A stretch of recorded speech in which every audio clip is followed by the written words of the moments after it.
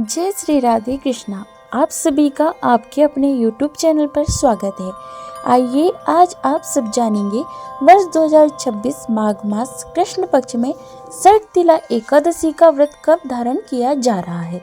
तो जानेंगे व्रत के शुभ मुहूर्त के बारे में, पारण समय के बारे में, पारण कब और किस चीज से किया जाएगा, इस दिन पूजन का क्या समय होगा, इस दिन क्या करना चाहिए और क्या नहीं करना चाहिए, इस व्रत में खासकर किस वस्तु का दान करना चाहिए, भगवान को किस वस्तु का भोग लगाना चाहिए। तो आइए जानते हैं इन सब के बारे में।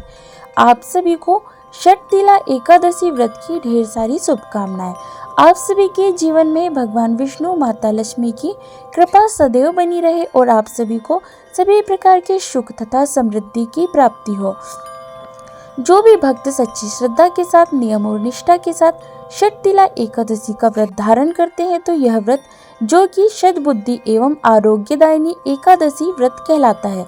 इस व्रत के करने से जानते हुए भी किए गए पाप कर्म नष्ट हो जाते हैं। इस व्रत के पुण्य प्रभाव से जन्म जन्मांतरों के पाप नष्ट हो स्वर्ग में अत्यंत ही आनंदमय समानों से परिपूर्ण ग्रह प्राप्त होता है तथा दुर्भाग्यता, दीनता और दरिद्रता का नाश होता है।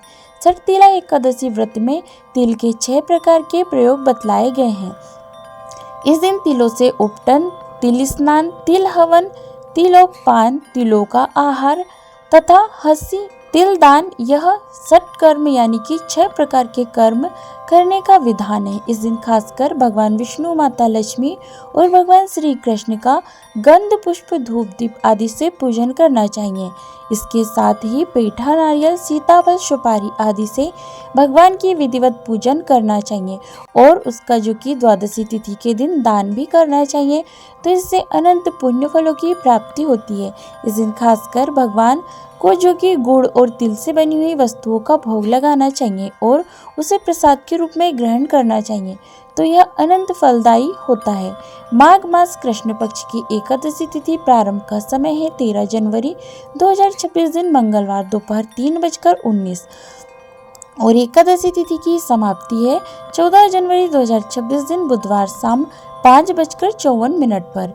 तो सूर्यदेव अपनी के अनुसार सभी भक्तजन इस बार 14 जनवरी 2026 दिन बुधवार को एकादशी का व्रत धारण करेंगे। व्रत का पारण द्वादशी तिथि में और हरिवासर समाप्त होने के बाद करना चाहिए। द्वादशी तिथि प्रारंभ का समय है 14 जनवरी 2026 दिन बुधवार और शाम 5:55 और द्वादशी तिथि की समाप्ति है 15 जनवरी 2026 दिन गुरुवार रात्रि 8:17 पर। हरिवासर समाप्त होने का समय है 14 जनवरी की रात्रि 1 बजे से पहले, जो कि हरिवासर की समाप्ति है। तो व्रत का पारण 15 जनवरी 2026 दिन गुरुवार को सुबह 7:15 से सुबह 9:20 तक शरद एकादशी व्रत का पारण किया जाएगा। इस व्रत का पारण गो दुग्धेन पारणम यानी कि गाय के दूध से व्रत का पारण है। यह संभव ना हो पाए तो आप जल, फल या तुलसी दल से व्रत का पारण करें। 14 जनवरी को ब्रह्म मुहूर्त का समय सुबह 5:24 से सुबह 6:19 तक होगा। सूर्योदय का समय सुबह 6:45 और सूर्यास्त शाम 5:28 पर होगा। प्रातःकाल पूजा का शुभ मुहूर्त सुबह 7:15 से सुबह 8:33 तक होगा। शाम को पूजा का शुभ मुहूर्त शाम 4:26 से शाम 5:45 तक होगा। उसके बाद फिर शाम 7:26 से रात्रि 9:07 तक होगा। 14 जनवरी को राहु काल का समय दोपहर 12:07 से दोपहर 1:27 तक होगा और 15 जनवरी को दोपहर 1:28 से दोपहर 2:48 तक होगा। राहु काल के समय के दौरान कोई भी शुभ कार्य या नया कार्य नहीं करना चाहिए, इस बात का ध्यान रखें। 14 जनवरी को नक्षत्र अनुराधा होगा, जो कि अगले दिन सुबह 3:43 तक होगा। उसके बाद ज्येष्ठा नक्षत्र होगा। योग गंड होगा शाम 7:55 तक। उसके बाद वृद्धि योग होगा। जो भी एकादशी का व्रत धारण करने वाले हैं उन्हें एकादशी व्रत के लिए दसवीं के दिन से ही व्रत के नियमों का पालन करना चाहिए। दसवीं तिथि के दिन सूर्यास्त होने से पहले ही भोजन ग्रहण कर लेना चाहिए। रात्रि ब्रह्मचर्य का पालन करते हुए, भगवान नाम का स्मरण करते हुए, एकादशी व्रत का स्मरण करते हुए सोना चाहिए और एकादशी की सुबह ब्रह्म मुहूर्त में उठ के नित्य क्रियाओं से निवृत्त होकर के गंगा नदी में स्नान करना, जो कि माघ महीने में बड़ा ही पुण्य फलदायी माना गया है। गंगा में तीर्थों, संगम आदि जगहों पर स्नान करें। वहां पे अगर स्नान ना कर पाए तो घर के नहाने के पानी में ही थोड़ा सा गंगा जल मिला करके माता गंगा का स्मरण करते हुए स्नान करें। शुद्ध वस्त्र धारण करके भगवान सूर्य नारायण को अर्घ्य प्रदान करें और फिर व्रती को व्रत का संकल्प लेना चाहिए। भगवान विष्णु से प्रार्थना करनी चाहिए कि हे भगवान विष्णु, आज मैं माघ मास कृष्ण पक्ष की सटतिला एकादशी का व्रत धारण करने जा रहा हूँ या करने जा रही हूँ। इस प्रकार से भगवान से प्रार्थना करें कि यह व्रत मेरा निर्विघ्न पूरा हो। जब भी भगवान से प्रार्थना करते हैं, व्रत का संकल्प लेते हैं, तो अपने नाम, गोत्र, स्थान आदि का उच्चारण करते हुए भगवान से कहे कि यह व्रत मेरा निर्विघ्न पूरा हो, हमें पुण्य फलों की प्राप्ति हो। आपके मन में जो भी इच्छा हो, जो भी कामना हो, वह भगवान से कहे और एकादशी के दिन रात्रि उपवास रह के भगवान का पूजन, कथा श्रवण, भजन कीर्तन आदि का इस दिन कार्य करें।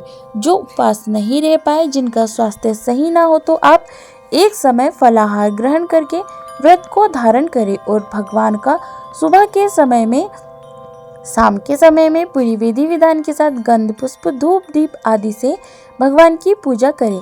खास करके भगवान को इस दिन गुड़ और तिल से बनी हुई वस्तु का भोग अवश्य ही लगाना चाहिए।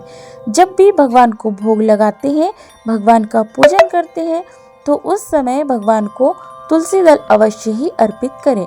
भगवान विष्णु को अक्षत नहीं चढ़ाया जाता, इस बात का ध्यान रखें।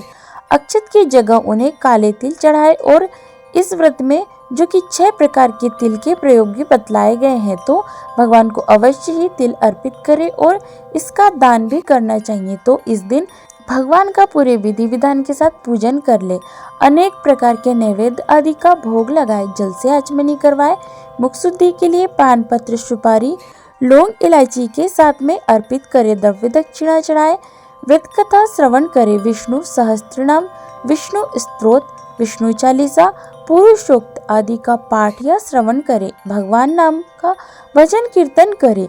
इस प्रकार से इस दिन पूजन आदि का कार्य करे।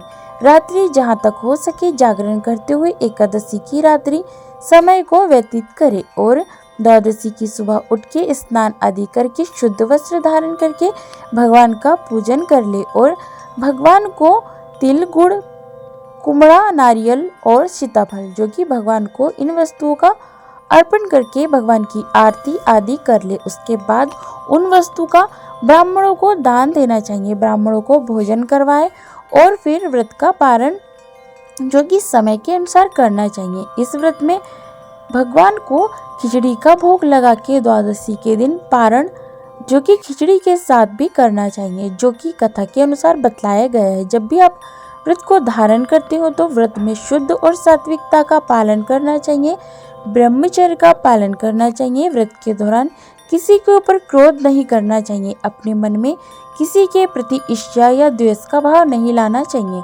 भगवान विष्णु के नामों का स्मरण करते रहना चाहिए।